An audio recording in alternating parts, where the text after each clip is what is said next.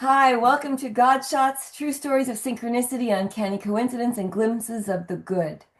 And we have an amazing guest today, Dave Mann, who is one of the most interesting people I've ever heard of. And actually, we've been talking and communicating for years. I met him at a autograph signing years ago in Chicago. And Dave Mann is a former National Football League administrator with Washington and New Orleans in the 70s. He has also served as a promotion director with Ice Follies and as sports information director with the University of California, Riverside. He had been honored with 5 national publication awards, including 2 Best in the Nation. He also received the Gold Top Crunch Award for Marketing Excellence from the Snack Food Association, defeating, Frito-Lay. Oh my goodness. We're a snacking nation, by the way. He was referred to Dr. Daniel Kelly, Dr. Chester Griffiths, and Amy Eisenberg of the Pacific Neurological Institute in Santa Monica, California, for his brain tumor surgery in 2021 by his dear friends, actress Shelley Fabre from the Donna Reed Show, Coach, and Brian Song. And I love Shelley, by the way. And the only actress to co-star with Elvis Presley in 3 films, and her husband, actor Mike Farrell of TV's MASH. And MASH is one of my favorite shows, produced by my best friend's father, who passed away, Larry Gelbart.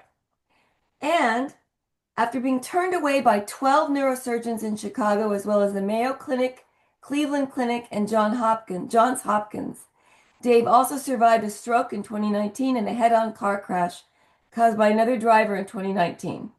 He's single, never married, and today's his birthday.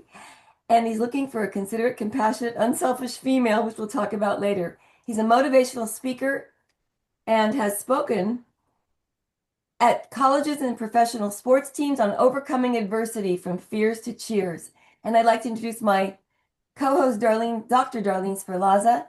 And I'd love for you to say a few words, Darlene. Hi, good afternoon, everybody, and welcome. And I think that's quite a resume, Dave. Looking forward to really having you on the show and hearing your story. It sounds fascinating. My background is in medicine, and therefore I would like to know the rationale behind being turned away and the miracles that happened as you got into your surgery. So without further ado, please tell us a little bit about you. Well, you'd mentioned that I got turned away, and I got Yeah. turned away by 12 neurosurgeons, the Mayo Clinic, Cleveland Clinic, and Johns Hopkins. And it was all pretty much for the same reason.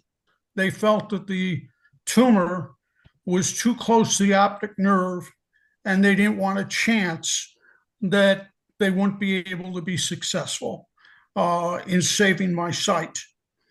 Um, I was really at a quandary at that point, and fortunately, I had some very dear friends of mine, actress Shelley Fabre and her husband, actor Mike Farrell. They put me in touch with the Pacific Neuroscience Institute in Santa Monica, and I met with their neurosurgeon, Dr. Daniel Kelly, who just gave it to me point blank. He said, "Hey, I'm looking at the MRIs. This is what we're looking at. The tumor is less than 1 inch from the optic nerve, and it's moving. So if we don't get it now, there's a very real possibility you will lose your sight." Wow. And that was not an option for me. I had no choice. I had to have the surgery. But he expressed such confidence. He and Dr. Chester Griffiths and Amy Eisenberg expressed such confidence that they could do this surgery and not only save my sight, but also save my life. To be at this advanced stage now, if I were to lose my sight, it would be devastating in any circumstance. And they did the procedure, and when they were operating, Dr. Griffiths actually discovered another mass, and they took that out as well at the same time. Wow. So I've had no complications since then. My latest MRI showed there's no recurrence of a tumor.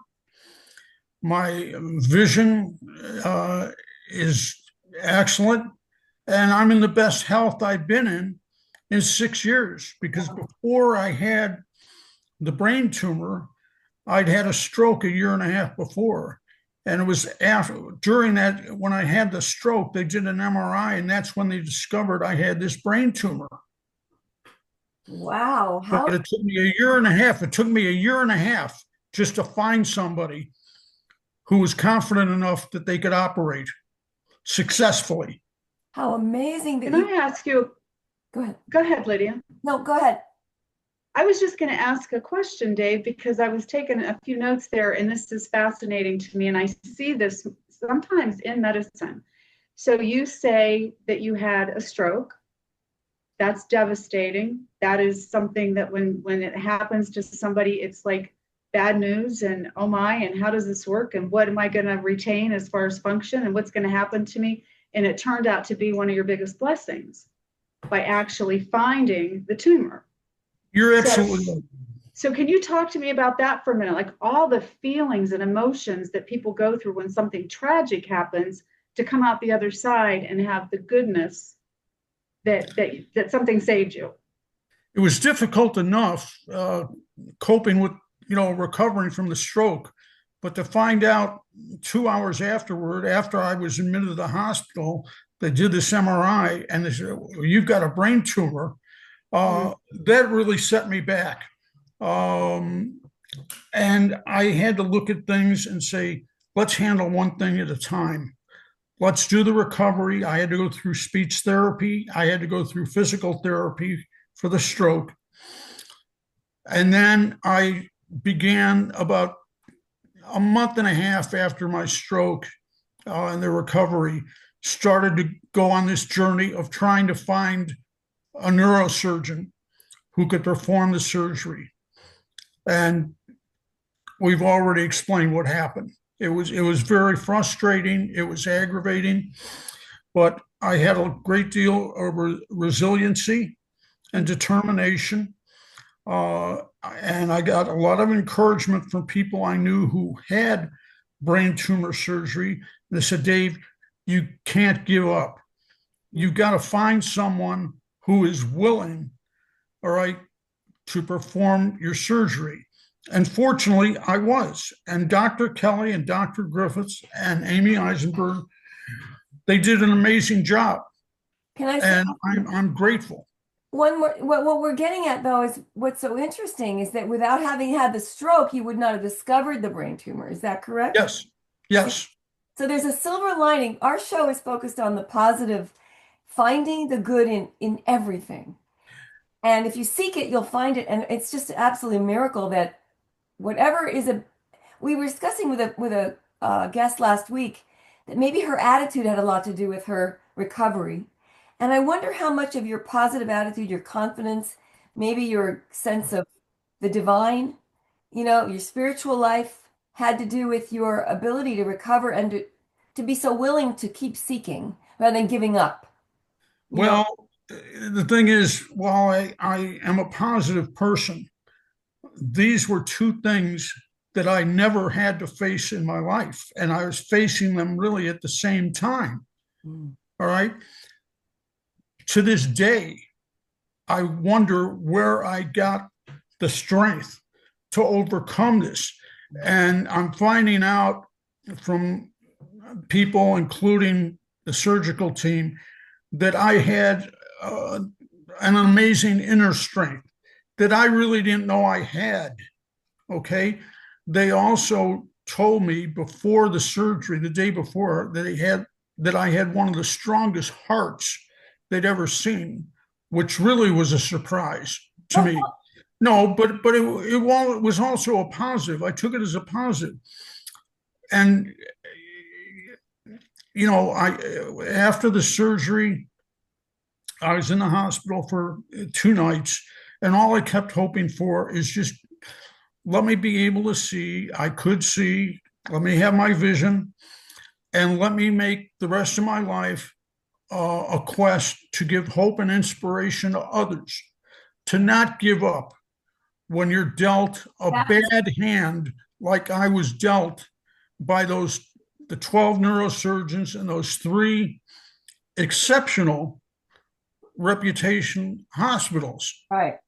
And they all said, no, we can't do it. Let me ask you a question about that, Dave. A couple things I want to ask.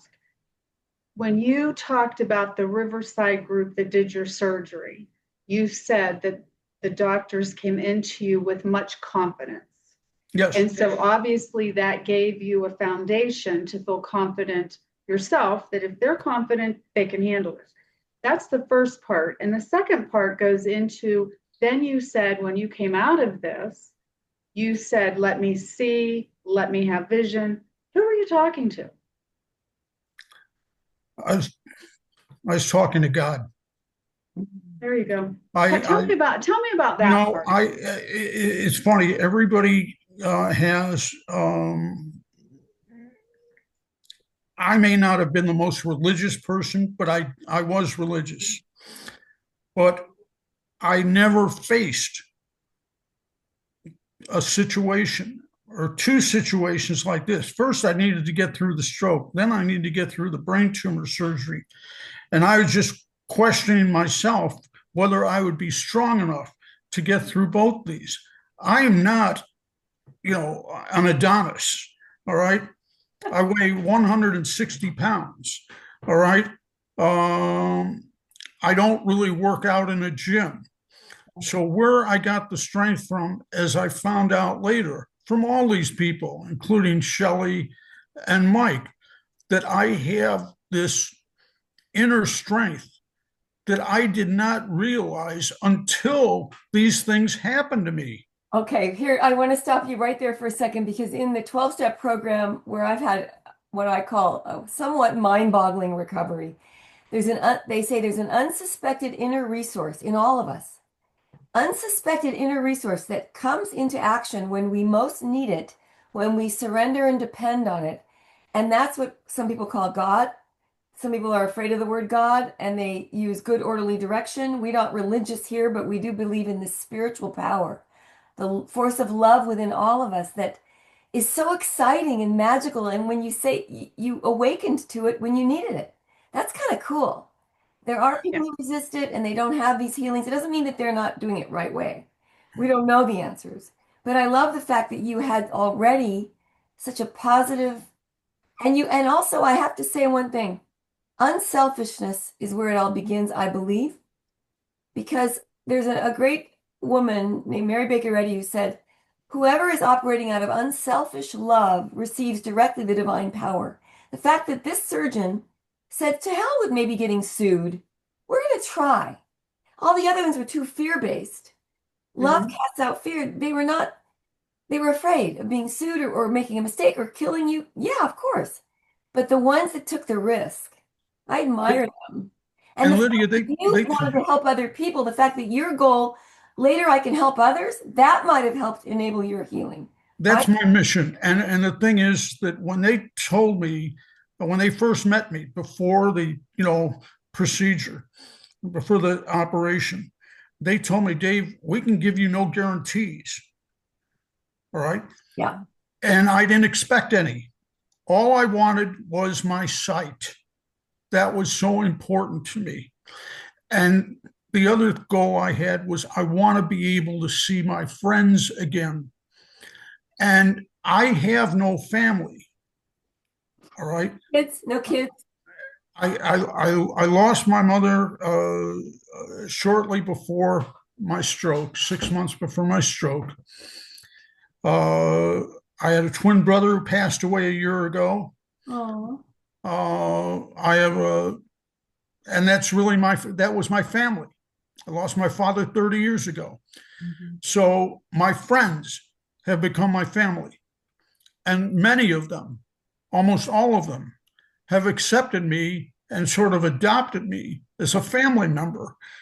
And so I'm just so lucky and fortunate. Lou Gehrig, the Hall of Fame baseball player for the New York Yankees, said when he retired, I feel like I'm the luckiest man on the face of the earth. That is exactly what I said to the surgical team when they came in to see me after I was recovering, when I was back in my room. And I told him, I said, just thank you, thank you, thank you. And whatever I can do, all right, to help other people, that is going to be the mission, all right, for the rest of my life, because I am really retired. So this has become now sort of like another occupation for me. I'm getting all these requests to come speak, and it's very gratifying. Yeah. Because Dave, when I speak to people, it is a very powerful and emotional message. I've spoken to groups where people at the very beginning, when I start, just telling them exactly what happened with the stroke and the brain tumor surgery, they're in tears.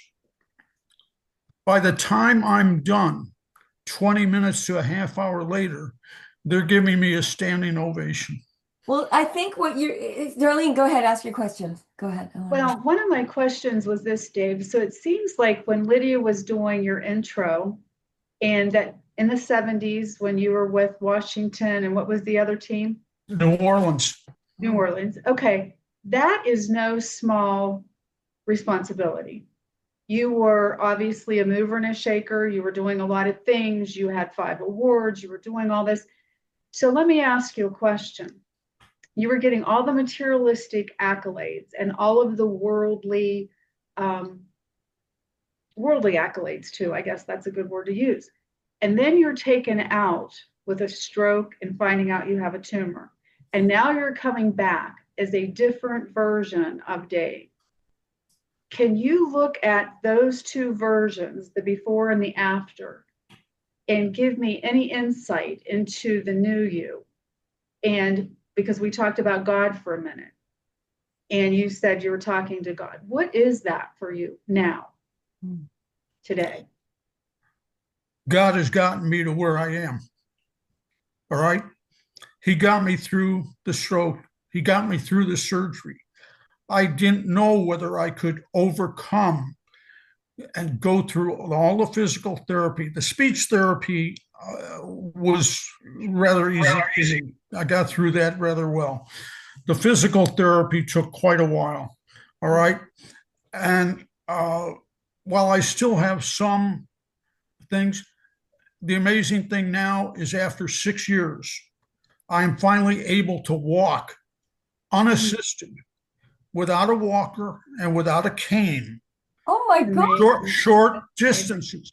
And that is an amazing accomplishment, because for me, I just didn't know whether I could ever do that.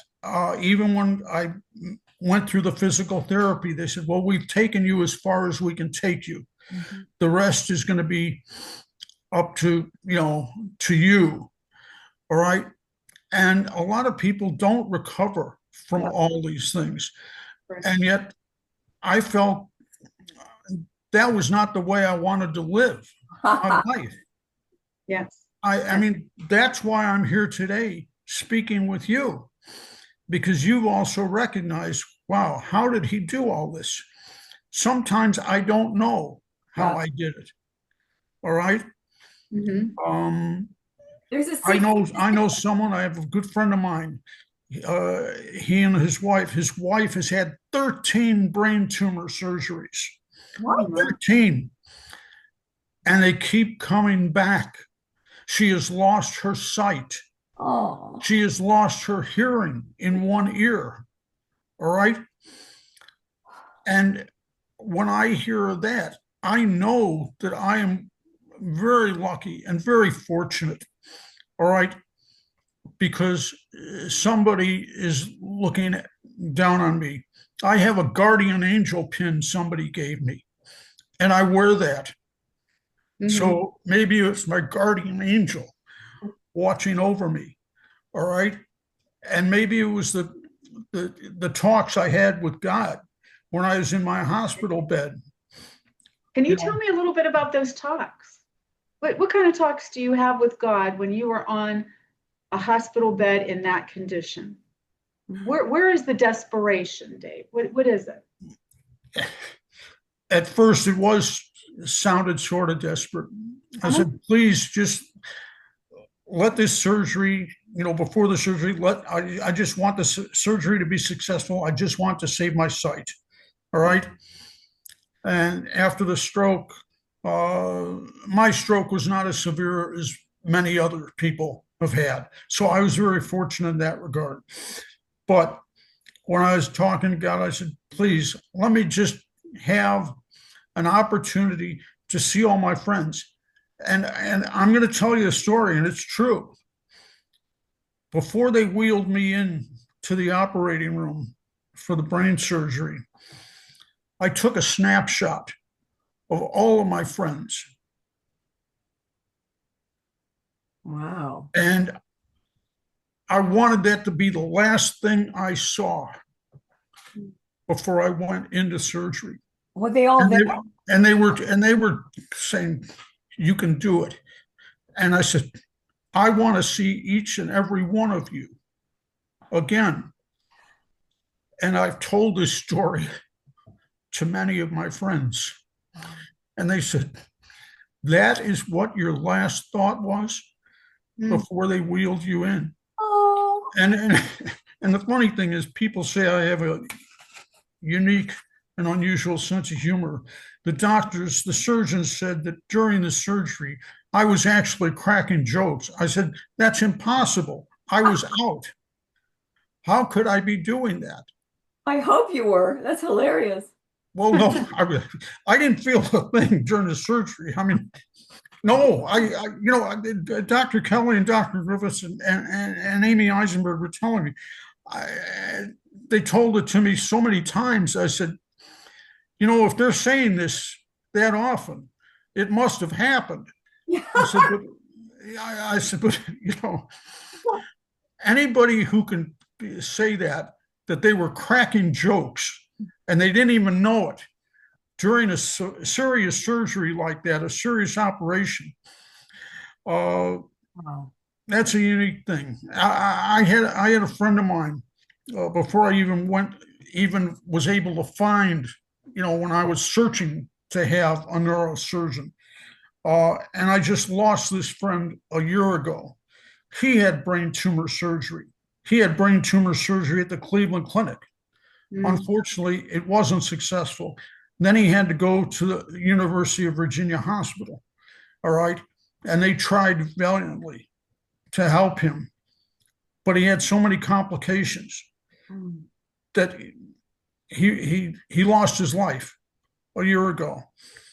And then I had another friend who called me, and his wife. He called me. He said, "Hey, my wife's got a brain tumor. What is the name of your neurosurgeon?" All right. Well, I spent an hour on the phone with him. All right, talking about Dr. Kelly, gave him all the contact. No, they went to the Mayo Clinic after the surgery to say, "Hey, we got it all." But they didn't get it all. So then he called me.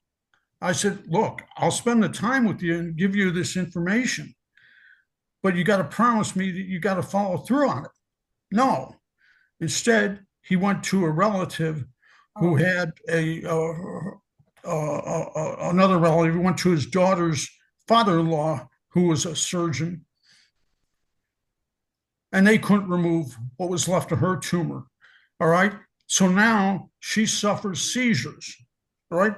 I don't have seizures. But let me ask, let's stop for a second and let's figure out, this show doesn't answer the actual question, why do some survive and some don't? But we think, if you look at the idea that in the universe, there's no solid matter at all. Einstein proved that, well, they've been proven through quantum physics that there's no solid matter in the universe. In the electron microscope, down to the tiniest atom, there's nothing but energy, right? So if our thoughts create our reality, and prayer, let's say prayer is the invisible transfer of love to another or to yourself, or the intention to wake up the world with joy, to make people laugh. I believe laughter is from God. I believe humor comes from my highest self, as I call God, my most loving, compassionate self. When I'm happy and I'm helping others, that's when I'm operating by the commands of the Prince of Peace, the great peacemaker. But when I'm groveling with envy and anger and I'm analyzing all my body parts and worrying. I'm shutting off the sunlight of the spirit. So what is this? And we don't have to answer what it really is. We need to open up the question to the audience. What is God? Could it be bigger than religion? Religion seems to be Yes. a casing to kind of confine it to one tribal or stylistic hat you're wearing, or the way you pray to the south and the north and the wind blows. But religion isn't big enough to The describe thing is, love. Lydia, my prayers got answered. I am the first person to say not every prayer can be answered. Oh, Two of those three people that I mentioned to you who had brain tumor surgery, including the friend I lost a year ago, very religious, much more so than I was. All right. And they prayed a lot. All right. And yet, here is a woman, 13 brain tumor surgeries. It's tough enough going through one. I can't imagine going through it 13 times and they still keep coming back. And my other friend, he was the one who said, Dave, don't give up, find somebody who will do this surgery. And now he's gone. And so I make it a point during every one of my speeches to talk about him and how he influenced me to keep going. right. All right. And it's just so important that you have to surround. I'm so fortunate that I am surrounded. Like I said, I have no family anymore, but I'm surrounded by my friends who are my family. Yeah. Right? I don't have, say, the real family, but I have you know what? family I of want more to than flip. 40 I want to friends. flip the script for 1 second here, and you know what? I think it's fabulous that we are given connections in this world, kind of just like Lydia and I. They're not family, but some miraculous way you come together and you connect and you create something bigger than yourself. And what I heard you saying was people started coming to you. They're coming to you because you give them hope. You give them hope in a world that's hopeless.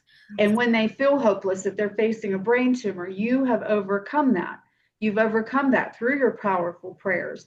God, just let me have my sight. Even though you didn't say God, you were talking to someone, something in that universe, right? And I've seen it happen over and over again.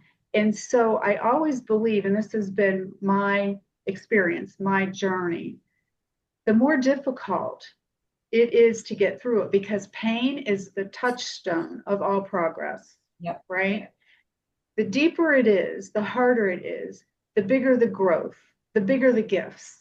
In the Bible, it says, God will give you 100-fold, pushed down, runneth over of whatever you give to somebody else. And so it seems to me like you are in that giving. You're taking what happened to you and using it to give others hope. And that's why you're like a magnet for people, because they want to know how you did it, how it worked, and you're telling them. And I think that's a fabulous thing. That's a heck of a story that you have. These synchronicities, as Lydia calls them all the time, I'm seeing more and more of those in our society today. More and more times, people like you, Dave, are coming forward and say, well, I had this happen, and this was the outcome, and this was the result. We have miracles among us every single day. And sometimes they're overlooked because we have so much press and negative talk and things going on like that, that we really don't hear these kind of wonderful stories like what you're sharing. Yeah. So I think it's fabulous that you're talking about this. I'm interested in the science, how science can prove this wonderful thing that I call the force of love and some call God. And Darlene comes from a much more Bible-based background, but she's also a doctor with, so it's interesting, the mix, because I think we need to open the discussion to what positive force in the world is this that makes your life joyous and that you're able to make crack jokes to doctors during surgery. I mean, that to me is fantastic. If you can. My life is good. I want to live. They've given me all these things, have given me an opportunity to live happily ever after. All right. Yes. Is my life complete? No. Would I still like to meet a nice woman in my life and settle down? Yes. All That right. happens. And it becomes a little bit more difficult as you get older, all right, because you become set in your ways. But what this all has taught me is nothing is impossible. Right. All right. Maybe through this, I will even meet, a very nice woman who is kind, considerate, compassionate, and unselfish. Those are the only traits I look for. Oh, But, wow. Good. but the thing is, I've got bookings now into next year already. And the story that you had read that I'd sent you a few weeks ago, Yeah. that has resulted in so many uh, uh, extra bookings now that I've gotten. And it's just amazing. In fact, I'm going to be going back to New Orleans to speak to the team I used to work for 48 years ago. Oh, I love it. Great. All right. That's wonderful. About overcoming adversity. Yeah. And I'm looking forward to it. I mean, I don't like to get on a plane anymore. I like to rather take the train. Yeah. But to be able to speak and get a message out of hope and inspiration that you cannot give up and that you have to have perseverance, which people mention to me all the time that I've displayed. And there were moments I won't deny it. There were moments that I really didn't know if I'd be able to make it through all this. But through all the encouragement and support and the friendship that I've established, my friends Shelley Fabre and Mike Farrell. Mike has a saying: "Keep on keeping on." Yeah. And he says that to me every time we email or every time we talk. He would not let me give up. He said, you're gonna make it. You know what? You just reminded me of what the core of this message is.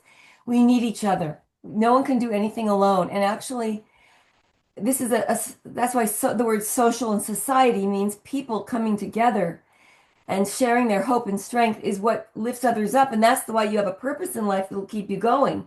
And by the way, by remaining flexible and don't ever say that you're too old to meet somebody. The people that stay young are the ones who don't believe in those limitations. There's no such thing as age if you don't want to believe in it. Honestly, just live one day at a time in the joy of today. And it's so amazing how your universe expands when you give hope to others. That's why you're being kept alive, because you have the mission to help others. It's incontrovertible, and The thing is, when I speak to groups, I tell them I don't want people to feel sorry for me, and they don't. After a few minutes into the thing, they said, "Oh my God, this guy has been able to overcome this. We should be able to overcome whatever we face." yeah, All right, as a team, as an individual. And so, yeah, no, I haven't given up on finding the right person. It's just that I'm not into internet dating and I'm not into the bar scene. So for me, I look for the same thing that I have, inner qualities. good. And you can't see those unless you really get to know someone. And so it's on my bucket list, but I have very few things. I've already accomplished almost everything on my bucket list. You mentioned earlier when we began winning that top marketing award from the Snack Food Association, beating Frito-Lay. Do you know what that was like? Frito-Lay had won that award 40 years running. Yeah. I was working for my father's company at the time. And I said, I'm going to enter that contest. He says, you're not going to win. Frito-Lay spends $50,000 to $100,000 just on their entry. We have nothing in the budget for you. And he says, how are you going to beat them? I said, we're going to outthink them. Good. And you know what? No, you know what my father said? He says, you're in trouble. I said, oh no, I'm going to win. We're going to win. And it was being able to bring a whole group of companies, all these snack food companies in Chicago we did business with, and they rallied around, and we did a special promotion, Time Out for Snack Food Month, where I had sports personalities and I was dressed as a referee signaling timeout. And it won. They Yes, put us on the cover of the publication. I want to see the picture. You have to send it to me. A picture of you dressed as a referee winning this award. That's funny. I would love to see it. I've got a plaque made up. But the amazing thing was that people were calling my father, all right, who was the president of our company. He said, "How the heck did he do that?" He said, "He is very creative." Well, also, All right, and he will not let anybody stand in his way. that's it. That's the quality. The quality of making a decision. And everything, every day we have a million choices, right? Make a decision that you are going to go forward with something. Do it with unselfish love. And you're probably going to have the world is your oyster. I believe thoughts are things. And actually, they say if you go deliver Meals on Wheels and you have a broken down old car, your car will never be broken again because you're doing a love and service. It's bizarre how your car is always fixed. I've heard this happen with people who do volunteer work. They seem to always have a functioning vehicle and enough money to live. So, I mean, that's my little preachy point today. I really admire you. What do you think, Yeah. Darla? Well, I really appreciate you coming on and sharing. And something was coming to my mind that I do want to share with you. I don't know, Dave, if you've ever heard of a neurosurgeon by the name of Eben Alexander, but he is an author of the book called Proof of Heaven. And he is a neurosurgeon out of someplace, I want to say North or South Carolina, I'm not really sure. But he did surgery on people's brains. And sometimes later, the people would come back in for their follow-ups and they would be like, well, while I was having surgery, like I saw Jesus, or I saw my son that had passed away, or I saw this, or I saw that. And he just kind of poo-pooed that off to the fact that, they were probably dreaming while he was doing surgery, they were under sedation, etc., until he got meningitis and he went into a coma. And for 7 days, he laid in a coma while his family was praying over him because he was young and unexpected with meningitis. And he had a trip to heaven, and he actually talked with Jesus, and he came back, and Jesus told him, when you go back to earth, your job is to talk to people about your experience and the afterlife and proof of heaven. And so he took his neurosurgical business and capitalized on the fact that he knows the brain inside and out, and what he experienced was not the brain. And the one thing that was so powerful that I read in his book was the fact he said when he was ascending, he saw himself leave his body, he was ascending, and he could hear all of this mumbling. He couldn't figure it out. He didn't know what it was. It was just mumbling. It was like muddy. And he went on and had his meeting, and he was sent back. And as he was coming back into the body, he realized that all the mumbling and all of that muddiness was prayers that people were saying for him. And he's like, so please remember the power of prayer. Beautiful. And it has nothing to do with religiosity, nothing. Yeah. I had a number of people praying for me. There you go. Going through, both the stroke and the brain tumor surgery, that people were, calling me, even, the night about 8-9 hours after my surgery, trying to get through. But I do want to touch on one thing, Darlene, that you had mentioned earlier, and I don't think I gave you a good answer. I didn't even answer it. You asked me, how do I handle all these accolades? The accolades I got in my career, all right, they are simply just that. They're plaques on a wall that I can look back at later in life. Did I actually accomplish something or do something? But after I got one, then I got inspired. All right, what else can I do to improve upon this? That's why I got the 5 different publication awards, and then that tremendous award from the Snack Food Association. if anybody had said that, well, hey, you can take on a corporate giant like Frito-Lay and beat them without spending any money in how you handle this. And we spent no money. That was the amazing thing about it. We were able to do it by not spending any money, just my brain power. Creativity comes not from your brain, though. It comes from the divine love, the source of, actually, when we link up, the woman who wrote Eat, Pray, Love, Elizabeth Gilbert, she actually says, where does genius come from? I think it comes from linking up to the thoughts of the divine, the great universal God. Okay. This beautiful mind, because you were open, you have the spiritual, we're all one with this force of love, I believe. So if it's the sun, we're the rays. We express this divine when we're linked up, when we think higher thoughts, when we're willing to surrender our ego and our low self-esteem and our complaints and our kvetching and whining and like I just love comedy. And I did display some low self-esteem sometimes. Yeah. All right, I'll admit that. But what I knew that I could do is do what you feel you can accomplish. All right, because you can accomplish anything. Like I said earlier, nothing. I feel nothing is impossible. All right, and just for you and Darlene to give me this opportunity today to speak to you and your audience, I'm especially grateful for. And if it gives any of them the hope and inspiration that I was given, then I've succeeded. Thank you. And that's the best story of all for me. Dave, how do people get in touch with you if they want to hear your story or have you come and speak? How do they do that? Well, my email is davem7783 at gmail.com. That's davem7783 at gmail.com. And that's probably the best way to reach me. Okay, I'm going to also post that on our YouTube channel and underneath all of the podcast links. And also, Dave, I have to tell you one Godshot. A Godshot to me is uncanny synchronicity.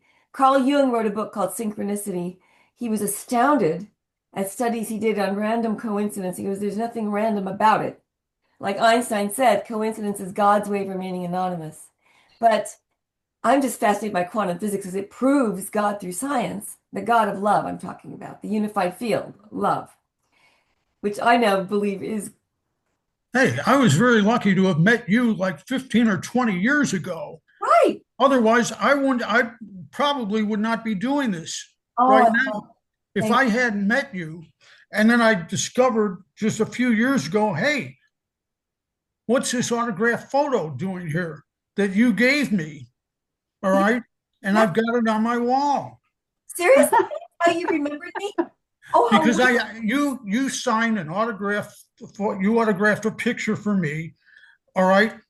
I was strictly a volunteer at this show in Chicago that you did. And you had to leave your table for a while. And you asked me if I could watch all your things there. And I said, sure, no problem. Go ahead. And you came back and you decided you wanted to give me a photo. We're not supposed to take any, money or anything like that. But I was very grateful. And I said, my gosh, I haven't seen her in like 15 years. And then we were able to finally discover each other again. And you emailed me, and I don't usually read every email. It's really weird. Yes. Okay, that's a coinkydink. That word. Coincidence is a little uncanny. And then get this. When you mentioned Chester Griffiths, I go, Chester Griffiths, who's part of a neurosurgical institute that did your brain surgery. He was one of my first early friends in my 12-step program, in my group of women that I went to meetings with all the time. One of my best friends is married to him. And I haven't seen her in years, and you just sparked me to call her. And I'm thrilled that Chester, whom I love, I knew them when they first got married. I think I was at their wedding. That's right. So I'm thinking, wow, these connections are so important. And Darlene and I have our own amazing Godshot Or, coincidence. yeah, It's yeah. funny, it's funny. You just mentioned Chester Griffiths and his wife. I did not meet Chester Oh, before the surgery, oh, except he called me on my cell phone while they were prepping me. He said, "Hey, Dave, sorry, I didn't have a chance to come and see you. So I'm calling you now." And it was like a phone message oh. with it. And he was talking to me and he says, "But hey, we're going to get this done." That's so All cool. right. God, And, yeah. and he and I had a friend in common also, who saw me through my recovery from the surgery. Um, Wow. and Chester and Dr. Kelly and Amy Eisenberg, I can't say enough more about them, the Wonderful. tremendous job they did. And I'm just so grateful that Shelley Fabre and Mike Farrell found him for me. All right. I mean, I really, that is a stroke of good fortune and good luck Absolutely. The when God. I was having none. Oh, Dave, I'm so grateful you were here with us today. And Yes, thank you. we're gonna link to Shelley and Mike as well, Mike Farrell and Shelley Fabre. Maybe we'll have them on the show. We'll have you back someday, maybe with them and with Chester Griffiths, hopefully. Darlene, I love your Eben Alexander story because that is a book that I have on my shelf. And And I'm going to be the first in line to buy your book. I want it autographed when it's out. yes, I'm gonna get it out. I promise. No. Just Yeah, that but book. I'm going to be the first in line. Thank you, Dave. Oh, bless you. Thank you so much. I really love you, and we're grateful to have you here. Darlene, you want to say a few words at the end? I just want to say thanks for being here, Dave. Good luck with the rest of your journey. I'm sure that it's going to open up into helpfulness for a lot of people that are undergoing medical situations where maybe they're being turned away and they need some advice or support or, you know, just your hope. And so I wish you well on your journey. Yeah, you both have been very supportive and encouraging to me through this, and hearing my story. And you just hit upon it right now. People should not give up. If they get turned away somewhere, go on to someone else, someone that you can have enough confidence in. And more importantly, they have confidence that they can perform the surgery on you. Don't give Right, up hope. You right. offer hope, and friendship is really vital to people who don't have families.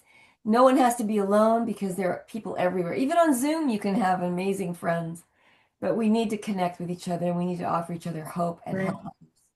Okay, love you. We're gonna Thank you. Thank you, guys. Thank you.